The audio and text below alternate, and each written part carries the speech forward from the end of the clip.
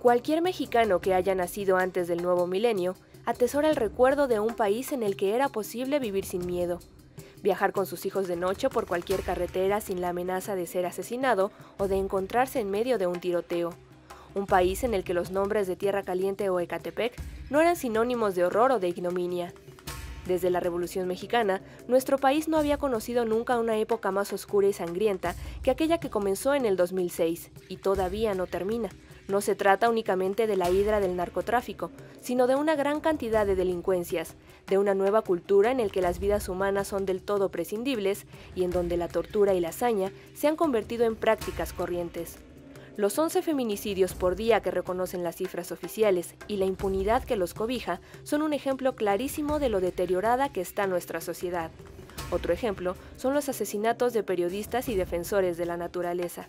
Existe una sensación generalizada de que el sistema de justicia o bien es completamente inservible, o bien está en contubernio con los grandes grupos de delincuencia. Las descripciones del ambiente criminal que aqueja a nuestro país son cotidianas en la prensa. Mucho menos frecuentes son los intentos por entenderlo en su complejidad. Al dedicar un número al tema de la violencia, la revista de la Universidad de México no pretende abundar más en esas descripciones, sino animar un diálogo al respecto, una reflexión constructiva que no solo denuncie, sino que busque explicaciones y, sobre todo, puertas de salida para la realidad insoportable en la que vivimos. Hey, buenas noches a todos. Estoy segura que muchos se van a poner felices cuando vean que está con nosotros Fernanda Solórzano. Ella es una voz conocida aquí en TV UNAM y en muchas pantallas de tele. Ha dado vida a muchos programas y Fernanda, estamos felices de tenerte aquí. Bienvenida. Muchísimas gracias. Además, la verdad también siento que esta es mi casa, TV UNAM, porque pues bueno, aquí tengo mi otro programa con Leonardo García Chava, entonces es como doblemente honroso para mí estar aquí y contigo. Es que así es como si te invito, videos a la misma casa y te invito a mi cuarto, ¿no? Este es el cuarto de la revista de la universidad. Es una conversación totalmente distinta a la que vamos a tener, así que estoy feliz. Por supuesto. Bueno, para quienes no la conozcan, Fernanda es una crítica de cine, publicó un libro de ensayos, Misterios de la Sala Oscura, y la pueden leer muy a menudo en Letras Libres y escuchar en su videocolumna Cine Aparte. Quiero antes de empezar decir que, de verdad, Fernanda, eres una de esas plumas que alumbran y enaltecen no solo el cine, sino a quien las lee. Porque es una inteligencia, una sensibilidad que expones y transmites que a mí me devuelve mucha esperanza en la capacidad crítica que tenemos en México. Entonces, te quería decir eso antes. Muchas gracias por tu trabajo. Yo nunca sé cómo responder a esto, pero lo aprecio enormemente. Te lo agradezco mucho. Oye, pues vamos a hablar un poquito de violencia. Digo, la violencia podríamos decir que nos define, es una parte de la que nos define como seres humanos, pero digamos que en México hay un contexto de violencia muy particular. Y íbamos a hablar un poco del cine contemporáneo aquí, bueno, mexicano, y quería primero decirte esta impresión, o sea, comentar contigo, o sea, este surgimiento que he visto en las pantallas de un personaje nuevo, entre comillas, pero inmediatamente reconocible, así como reconocemos a la femme fatale, ¿no? Por ciertos atributos, o reconocemos al chavillo listo de las ciudades que se las sabe todas, ¿no? O al ama de casa con su delantal, al ranchero, ¿no? De las películas de la época de oro. Veo aparecer a esta mujer vestida con ropa gruesa, con una pala o un pico, una mujer de mediana edad, rostro cansado, pala y pico, en un descampado, en un lugar sucio, abandonado, pico, pala, botas, guantes. Y ya sabemos quién es. Este personaje empezamos a verlo a la primer vistazo de pantalla, reconocemos este personaje. ¿Para ti este personaje representa la actualidad narrativa de la violencia en México? Sí, por el proceso al que ha llevado la violencia misma y la representación de la violencia. Yo siento que en algún momento mucha gente decía, es que ya no queremos ver violencia en el cine mexicano porque ya tenemos suficiente con lo que vemos en los noticieros, en los periódicos y demás. Y entonces había como un rechazo a películas como Eli, de Amate Escalante, en donde se veían las ejecuciones, se veían los secuestros y demás. Y ese fue como una primera, no sé si llamarla fase, porque pues no sé, es como, suena incluso superficial cuando se está hablando de una realidad, pero bueno, una primera frase. Y yo después empecé a ver que eso desapareció de la pantalla. Y no porque desapareciera la violencia, sino porque pasó, en mi opinión, algo más preocupante, que es que empezó a aparecer como un telón de fondo.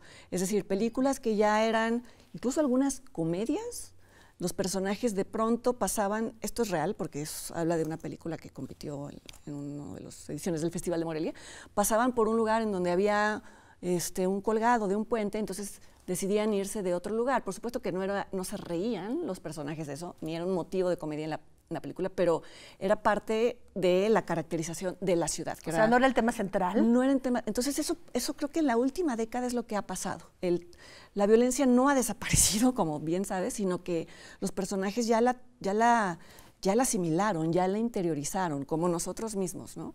Y en el caso de las madres buscadoras, creo que también pues es un proceso, no sé si paralelo o consecutivo, que el hecho solo de que haya personas desaparecidas ya es algo que pues, te pone los pelos de punta, que debería de ser noticia en todos los países, otros que supuestamente lo es aquí, pero creo que ya nos acostumbramos al punto de que ahora las películas, no que ya lo den por hecho, sino es el punto de partida, porque este es el personaje. Ahora ya es la madre que los busca, ya no es necesario hablar de que hay personas secuestradas por el narco, de que hay comunidades desplazadas, y ahora nos vamos a ocupar de algo todavía que es más alarmante, que son mujeres, a veces hombres, pero la mayoría de las veces mujeres, que se ocupan de buscar a sus familiares porque el Estado las abandona.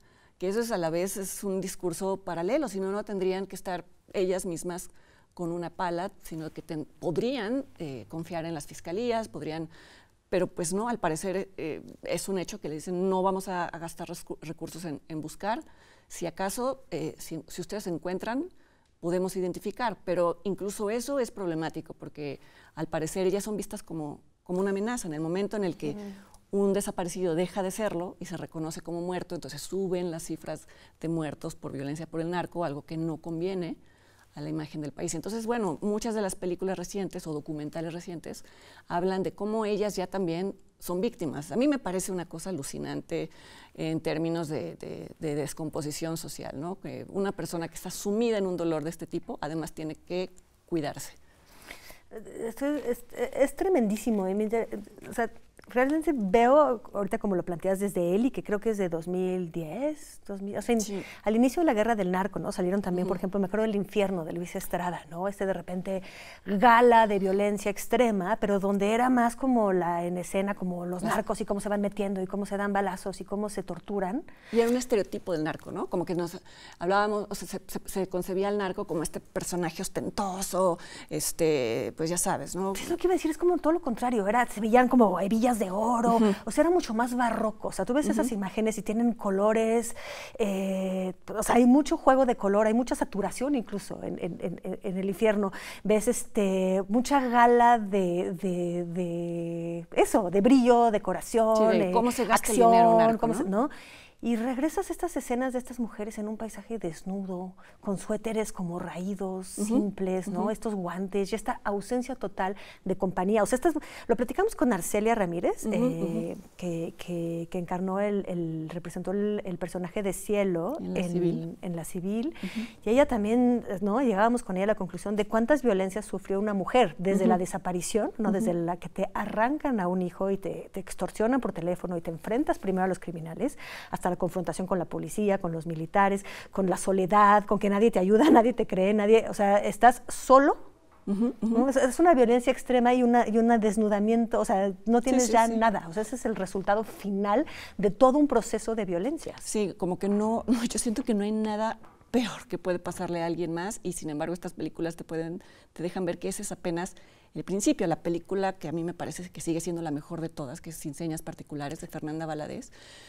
Digo, no sé si ya la vieron y no quiero estropear el final, pero es terrible pensar que para muchas madres es incluso mejor o preferible encontrar a su hijo muerto que pensar qué pudo haber pasado con él, porque todas las alternativas de qué pudo haber pasado con él son terribles, incluso peores. Entonces, creo que en la cabeza de quienes no hemos pasado ni por lejos, pues espero que no, por una experiencia similar, es inconcebible que estas madres salgan con la esperanza de encontrar los restos de sus hijos. Si te fijas, es casi como algo que se escapa al raciocinio y sin embargo, en efecto, hay tantas alternativas tanto peores que acaba siendo me voy a ir por otro lado, porque por eso he estado medio distraída, que es que, por ejemplo, el hecho de que encuentran a sus hijos no completos es terrible para ellas, ¿no? Entonces la búsqueda se torna otra. ¿Dónde está la cabeza? Exacto. Entonces falta encontrar.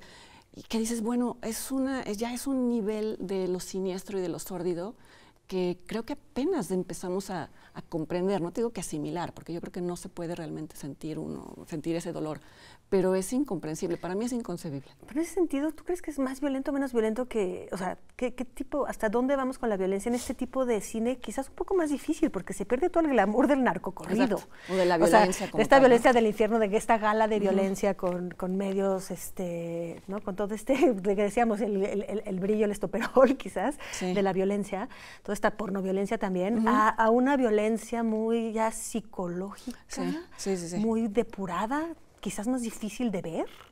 Totalmente, porque no te deja opción, no hay espectáculo, ¿no? Bueno, cada quien puede ver espectáculo en donde quiere, ¿no? Y incluso en estas películas, por ejemplo, en el documental Te nombré en el silencio, de José María Espinaza, de pronto hay un momento en el que se encuentran los restos de, digo, yo lo que siempre digo es, siempre hay un espectador que va a encontrar, no sé si placer o lo que sea, algo perverso. Claro. Entonces nunca voy a generalizar y decir esto no está pensado para crear esto, porque eso no excluye que alguien lo vea así. Pero sí, creo que ya esto de lo que se les acusa a muchas películas violentas de otros géneros en otros países, de convertir a la violencia en un espectáculo, creo que en estas películas ya no ocurre, porque ya no se ve, ya no, lo que decíamos, ya está escondido, y ni siquiera se puede hablar del narcotraficante como una figura aspiracional, que a veces sí sucede en algunas series o algunas películas y demás. Yo creo, no sé si sea la primera película, pero yo tengo en mi recuerdo como la película Parteaguas, en donde el narco como persona dejó de ser glamoroso, por así llamarlo, la película Misbala, de Gerardo Naranjo, en donde se hablaba de una reina de belleza que era secuestrada por un narcotraficante que era interpretado por Noé Hernández, y que era todo lo contrario al narcotraficante de Luis Estrada, por así llamarlo, ¿no? En donde era este hombre que pues podría pasar desapercibido entre los demás, pero que ostentaba un poder tremendo y que tenía lazos, además, ese es otro tema, ¿no? Los lazos con la autoridad. Creo que a partir de ese momento, no sé si con esa película, pero más o menos alrededor de ese año, empezó a surgir este otro narco invisible, por así llamarlo, ¿no? No, sí, el narco que somos todos, quizás, ¿no? Como el tejido social que se va permeando. Sí. Y que es un brazo que se va extendiendo. Y que, ¿no? que realmente es muchísimo más terrorífico que sentir que están allá dándose de balazos, ¿no? Claro, el narco entre nosotros. Creo que la película de Arcelia, bueno, de Teodora Mijail, la civil, habla mucho de esto, ¿no? De la sensación de paranoia absoluta, de ella sentir que sus vecinos, bueno, le estaban ayudando a buscar a su hija y de pronto darse cuenta de que incluso puede ser que uno de ellos haya colaborado a dar información. Esta es la sensación en la que ya estamos, que no se sabe hasta dónde llegan los tentáculos del pulpo, ¿no? Claro. Y retomando entonces este tono que sí me parece justo y serio de los cineastas mexicanos, al retomar esta figura, retomar realmente como una violencia quizás menos de espectáculo, ¿no están alejando al público? O sea, ¿qué se hace ahí? O sea, ¿cómo puedes seguir hablando con el público al mismo tiempo de temas difíciles? Es la pregunta. No las veo en cartelera. Es la pregunta de los no sé cuántos millones de pesos. Sí, porque sí, yo creo que con justa razón, bueno, a mí me interesan, porque a mí me interesan por mi trabajo, porque me interesa el tema y demás, pero yo entiendo perfectamente cada vez que alguien me dice, ay, ¿qué película me recomiendas este fin de semana? Y digo, bueno, pues está La Civil en cartelera. Sí, no, o Noche de Fuego. Exacto. Y me dicen, ¿de qué se trata? Le digo, más o ven el trailer y me dicen, o sea, ni loca lo voy a ver. Y claro, o sea, hay una parte de mí que lo entiende perfectamente y me pregunto, los cineastas, yo creo que es una decisión que los cineastas también toman, ¿no? De decir, buena parte del público quizá no en un primer momento va a querer verla. Y pasa como pasa en todo, ¿no? Empiezan a llegar los premios y entonces empieza a haber una curiosidad, porque, digo, no voy a hablar del público como si fuera alguien distinto de mí, yo también lo soy, pero a veces eso es lo que ayuda, ¿no? Decir, bueno, si ganó en tal lugar, siempre necesitamos sentirnos legitimados por alguien más, ¿no? Pues que vamos a hablar de justo de estos de los premios después del corte. Creo que Perfectamente, está claro que muy sí. bueno ver cómo necesitamos una mirada exterior y qué significa eso, ¿vale? Pues nos vamos a un corte y volvemos pues inmediatamente después, no se despeguen.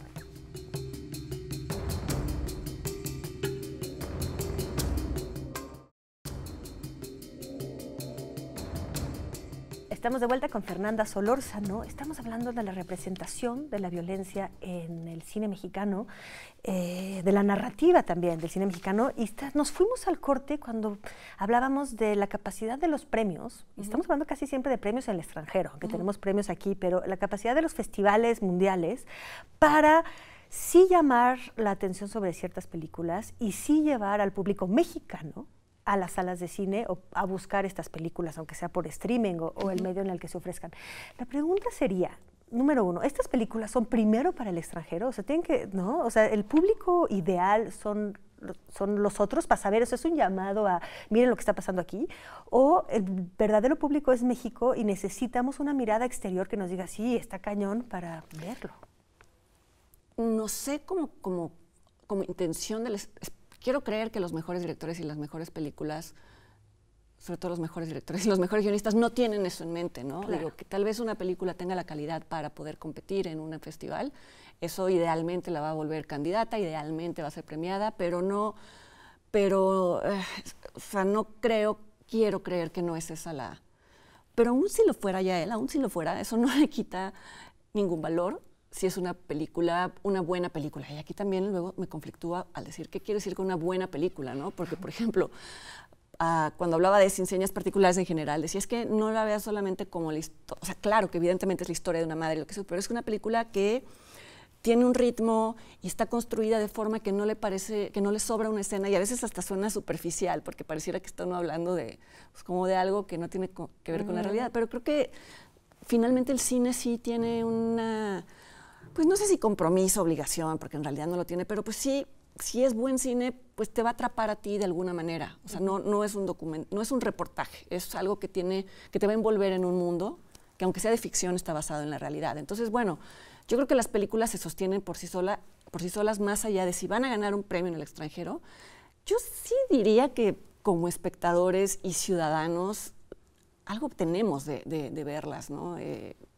No es el placer que se asocia a ver una película dominguera, como se le llama, no es eso, pero pues yo creo que ahí viene también de confundir qué es el cine. El cine, pues es entretenimiento, pero pues también, ¿qué es entretenimiento? ¿Es simplemente reírte o a lo mejor es simplemente sentirte acompañado o poder acompañar a otros en sus desgracias? Yo creo que ahí pues también cada quien haríamos un poco nos haríamos bien si revisáramos nuestras categorías, ¿no? Yo siempre aconsejo verlas esperando que a lo mejor el premio de no sé dónde va a animar a las personas. Lo malo es que a veces no está en el tiempo suficiente en cartelera, ¿no? Yo siento que el entretenimiento, tú y yo, pues yo creo que lo sabemos, a mí me entretiene mucho pensar y ver y decir y reflexionar y comprender y enterarte mejor de cosas que no sabías. No, o sea, hay gente que le gusta hacer rompecabezas, bueno, a mí me gusta como es por eso que está pasando esto, ¿no? Nos están revelando algo que de repente, o sea, como encontrar la pieza faltante que te hace un clic y te permite ver más en la realidad, te la enriquece, ¿no? Y es ahí donde digo, pero ¿cómo es que entonces estas películas no las quiere ver la gente? Y cuando decimos, no, es que es muy violento, a ver, se van a ver Rápido y Furioso, ¿no? O sea, están ahí descuartizando gente. ¿Qué diferencia esa violencia tan expeditiva de esta violencia que a veces ni siquiera hay escenas de violencia visibles? Muchas veces son sugeridas. Yo especulo a veces que es un mecanismo de defensa, ¿no? Porque, por ejemplo, hay tiroteos en Estados Unidos, de estos que hay muchos seguidos, en donde alguien sin una razón aparente se mete en una escuela y demás, y yo me incluyo, no me estoy poniendo como libre de culpa de nada, viendo qué pasó y demás, y qué barbaridad con este lugar en donde y al mismo tiempo están pasando 10 cosas peores en México, ¿no? No sé si a lo mejor esto aplica a quienes dicen, no, yo no quiero ver ese tipo de historia, aunque vea a 40... ¿no? 40 gente más. Sí, pues sí, la pistola matando a 40 personas. Sí, pues porque duele muy de cerca, ¿no? Y porque nos sentimos impotentes, pero creo que la impotencia pues es también una forma de provocar el enojo, y el enojo es la primera parte de la acción, ¿no? Claro. Y yo creo que sí tenemos que hacer algo. Sí. Hablabas de no es un reportaje, no es un documental, es ficción, pero creo que aquí compiten un poco las dos partes, ¿no? Hay mucho documental y la ficción no se acerca ya, o sea, ya no es una ficción de fantasía, estamos realmente muy cerca del documental, incluso en las ficciones, ¿no sientes? Sí, y los documentales también no son tampoco simples registros de hecho. Por eso me detuve y dije, no voy a hablar de documental, porque, por ejemplo, un documental como La Libertad del Diablo, pues tiene muchos elementos, no de ficción, porque lo que está narrando es cierto, pero el hecho de ver a estos personajes con una máscara, que hay una razón, que es para protegerlos de represalias y demás, pero también te los vuelve personajes siniestros, aunque al final, en fin, el mismo Everardo González lo ha dicho, él trata de que incluso en sus documentales haya géneros, ¿no? En Los Ladrones Viejos, pues la picaresca, ¿no? Este personaje del Carrizos que está en la cárcel, pues es un ladrón, ¿no? Claro. Finalmente, pero lo presenta de manera que tú empatices con él. Totalmente.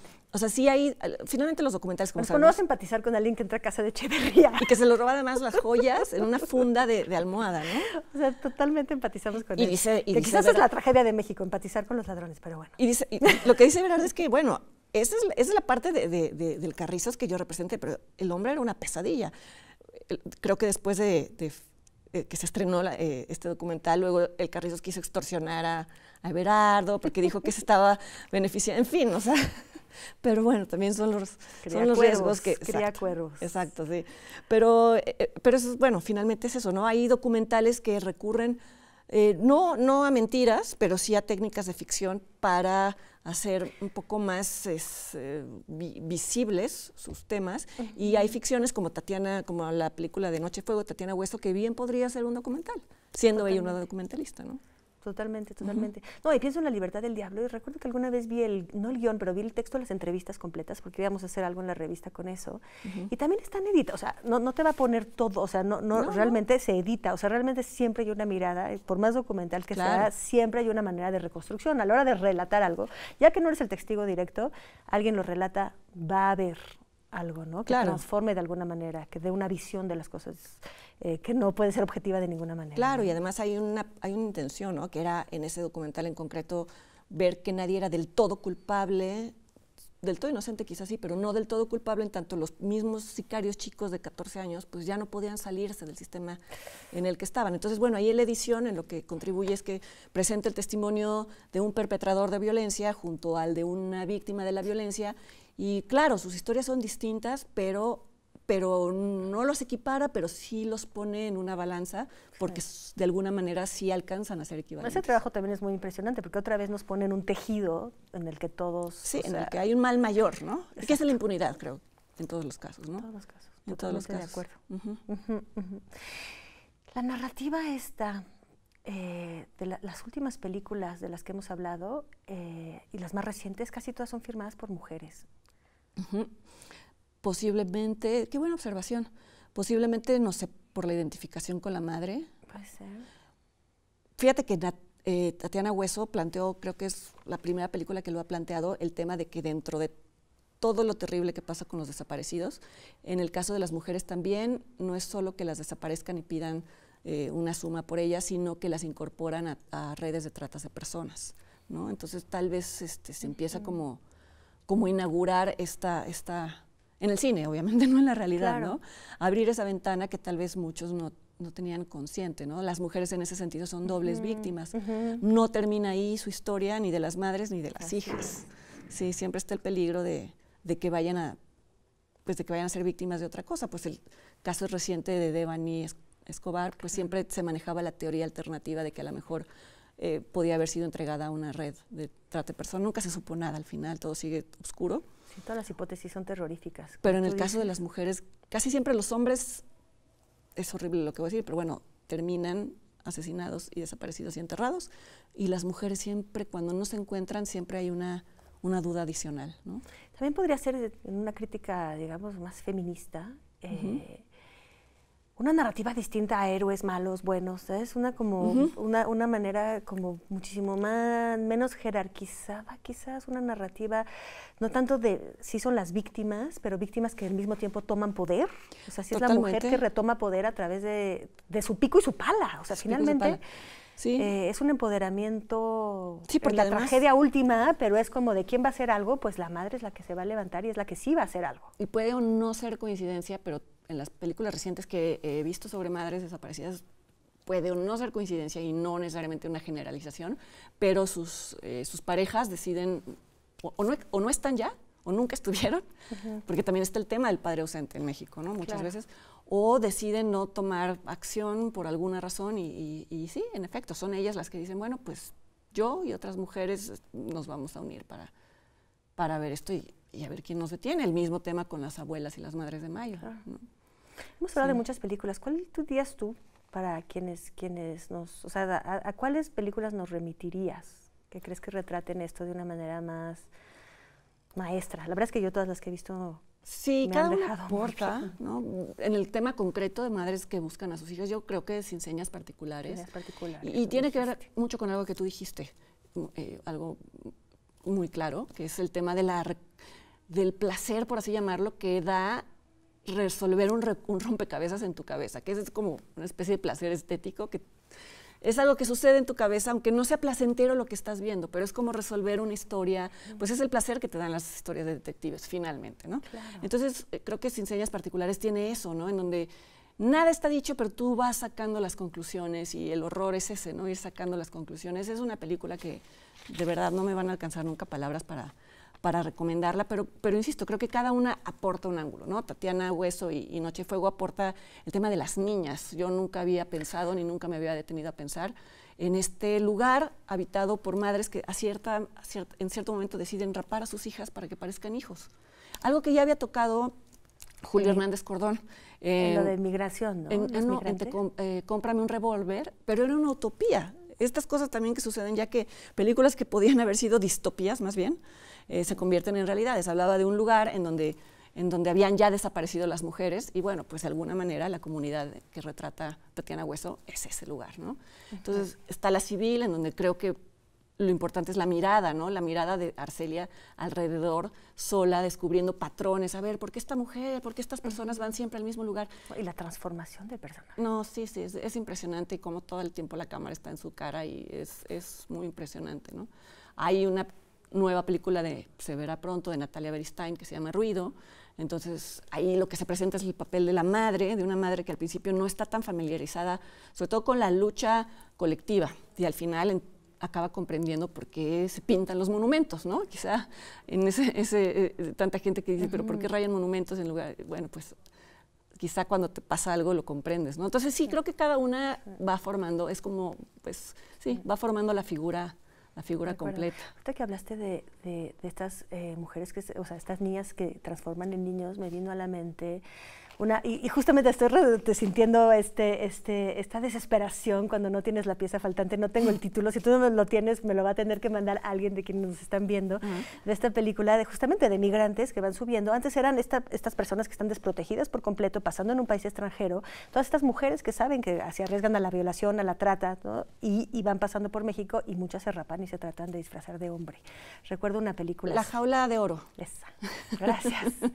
Podemos despedirnos de este programa satisfechas. Bueno, satisfechas no, asustadas, bueno, sí, con circunstancia, porque de por sí es terrible saberlo con los migrantes, o sea, no hay justicia, o sea, no hay razón para que alguien no pueda pasar por nuestro país, exacto, que es quienes somos, pero ahora ni siquiera se puede una persona que nace en nuestro país, o sea, es lo mismo, pero es todavía más terrorífico porque está aquí, está todos, ya nadie podemos, no se puede. No se puede. No se puede ya, no se puede ser mujer, niña, libre. No se puede.